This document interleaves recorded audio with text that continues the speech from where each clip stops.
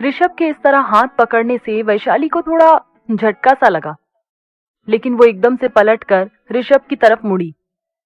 लेकिन वो कुछ बोल पाती उससे पहले ही उसका पैर फिसल गया।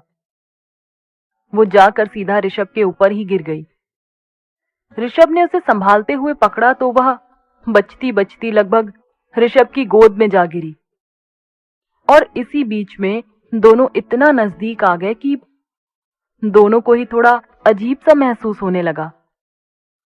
वैशाली वैसे बड़ी बोल्ड थी, पर इस तरह अचानक ऋषभ की नजदीकियों से उसकी भी आंखें झुक गई। वह जल्दी से उठने को हुई तो ऋषभ ने उसका हाथ ही नहीं छोड़ा और बोला, रुको ना, मुझे अच्छा लग रहा है इस तरह तुम्हारे नजदीक रहना। और कहकर ऋषभ ने वैशाली के होठों पर किस कर लिया। वैशाली हड़बड़ाकर खड़ी हो गई और चिल्लाकर बोली, ये क्या था? इस तरह तुम बिना पूछे मुझे किस नहीं कर सकते। वैशाली की इस बात पर ऋषभ बोला, ये सही है, शादी के लिए तुमने ही हाँ किया, तो अब क्या मैं किस करने के लिए भी पूछूंगा? और इस बारिश में तुम मेरे इतने नजदीक आ गई तो अब यार इतना तो बनता ही है। कहते हुए ऋषभ ने दोबारा वैशाली का हाथ पकड़ लिया और उसके पास आकर खड़ा हो गया। वैशाली थोड़ा पीछे होते हुए बोली, नहीं ऋषभ, ये सही नहीं है, मैं जा रही हूं नीचे। कहते हुए वैशाली मुड़ने लगी, लेकिन ऋषभ ने उसका हाथ नहीं छोड़ा और बोला, अच्छा ठीक है, चली जाना, मैं भी नहीं रोकूंगा, लेकिन क्या तुम मुझे एक बार हक कर सकती हो प्लीज? कहते हुए ऋषभ वैशाली के पास आ गया। वैशाली हैरान होकर ऋषभ को देख रही थी। वो कुछ बोल पाती तब तक ऋषभ ने उसका हाथ खींचकर उसे अपने पास बुला लिया और अपनी बाहें वैशाली के गले में डाल दी। जो वैशाली थोड़ी देर पहले ऋषभ से दूर भागना चाहती थी, उसे भी अब ऋषभ की नजदीकी बेकार नहीं लगी। वह चुपचाप खड़ी रही। ना उसने अपनी तरफ से ऋषभ के और पास आने की कोशिश की और ना ही वहां से भागने की। बस चुपचाप खड़ी रही और ऋषभ में अपने विनय को महसूस करने लगी। ऋषभ के पास आते ही वैशाली को जाने क्या हो जाता था। वो जो भी ऋषभ को बताना चाहती थी सब भूल जाती थी। उसके दिलो दिमाग में विनय छाया हुआ था, लेकिन मुसीबत ये हो रही थी कि उसको ऋषभ में भी विनय दिखने लगता था और बस वो विनय को महसूस करने के चक्कर में सब कुछ भूल जाती थी। ऐसे ही वह चाह कर भी ऋषभ को कुछ नहीं बता पाई। जब ऋषभ ने इस हल्की बारिश में रात के अंधेरे में वैशाली को इस तरह गले से लगाया और वैशाली ने बिल्कुल विरोध नहीं किया, तो ऋषभ को भी यकीन हो गया कि वैशाली की तरफ से तो पक्का ही हाँ है। वैशाली को अपनी बाहों में लिए ऋषभ उसे महसूस करने लगा। वैशाली के भीगे बदन से आने वाली भीनी भीनी सी खुशबू ऋषभ को अच्छी लग रही थी। वैशाली अपनी आंखें बंद किए खड़ी रही। ऋषभ ने धीरे से वैशाली के कान में कहा, वैशाली, आई लव यू। मेरा हो जाने के लिए थैंक यू। ये सुनते ही वैशाली की आंखें आश्चर्य से खुल गई।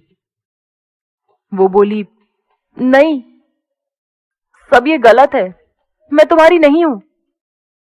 कहते हुए वैशाली पीछे हट गई और पलटकर भागते हुए नीचे अपने कमरे में आ गई।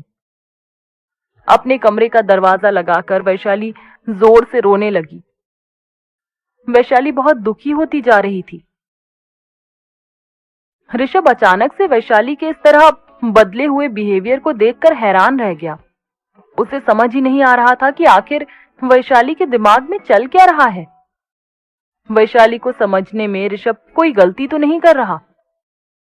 ऐसा सोचकर ऋषभ भी नीचे आ गया। अगले दिन सुबह सब महेश्वर जाने की तैयारी करने लगे। वैशाली भी बेमन से तैयार हो गई। तैयारियां करते समय वैशाली को बार बार महेश्वर की अपनी पुरानी वाली ट्रिप याद आ रही थी, जब वह विनय के साथ गई थी। तब कैसे वैशाली के पेरेंट्स तैयार हो गए थे और विनय कितना गुस्सा हो रहा था। यही सब सोच सोचकर वैशाली के चेहरे पर कभी स्माइल आ जाती, कभी उदासी की लकीरें छा जाती। जैसे तैसे वैशाली तैयार होकर बाकी सब लोगों के साथ महेश्वर पहुंच गई। महेश्वर पहुंचकर वैशाली के पापा ने उसी होटल में बुकिंग करवाई जहां वे लोग पहले रुके थे। वे लोग पहले भी वहां आ चुके थे, तो वहां का खाना पीना और रूम वगैरह सब उनको अच्छे लगे थे। इसलिए वैशाली के पापा दोबारा फिर उसी होटल में आ गए थे। सब लोग तो वहां आकर अपना सामान वगैरह निकालने में बिजी हो गए, लेकिन वैशाली अपनी पुरानी ट्रिप को याद करते हुए विनय को याद करने लगी। कैसे वो और विनय साहिल और सौम्या के साथ यहां आए थे, कितनी मस्तियां की थी। उसको सारी बातें याद आ रही थी। वह जिधर भी देखती उसे लगता जैसे अभी विनय उधर से ही आ जाएगा और बोलेगा, चलो वैशाली घूमने चलते हैं। ऐसे ही तो होता है अक्सर कि हम जब भी किसी जगह अपनी प्यार भरी यादों को जी लेते हैं तो हर वो जगह जैसे हमारे प्यार की गवाही देने लगती है। आज वैशाली को भी ऐसा ही लग रहा था, जैसे उससे बार बार कोई कह रहा हो कि आज तुम विनय के साथ क्यों नहीं आई हो, कहाँ है विनय, तुम्हारा विनय। इन्हीं सब बातों को सोचते सोचते वैशाली ने विनय को कॉल किया और अपने महेश्वर आने के बारे में बताने लगी। वैशाली की बातें सुनकर विनय को अच्छा नहीं लगा। वह नाराजगी जताते हुए बोला, यार ये तो गलत बात है। तुम जिस जगह मेरे साथ अपनी यादें जोड़ चुकी हो उस जगह किसी और के साथ कैसे जा सकती हो। वैशाली समझाते हुए बोली, यार मैं जानबूझकर नहीं आई हूं, घर वालों की वजह से आना पड़ा। कल तुमने भी तो यही कहा था कि जो हो रहा है होने दो, और बाद में आकर तुम बात करोगे।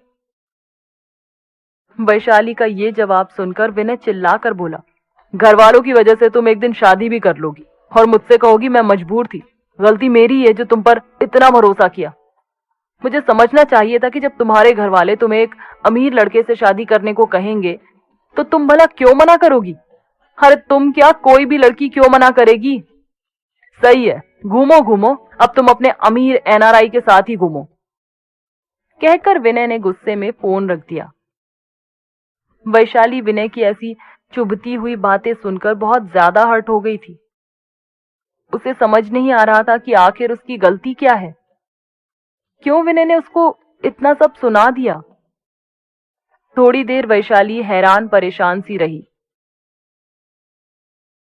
उसे अपने कानों पर विश्वास नहीं हो रहा था कि अभी अभी उसने जो भी बातें सुनी वो विनय ने उससे कही। उसके विनय ने, आखिर क्यों?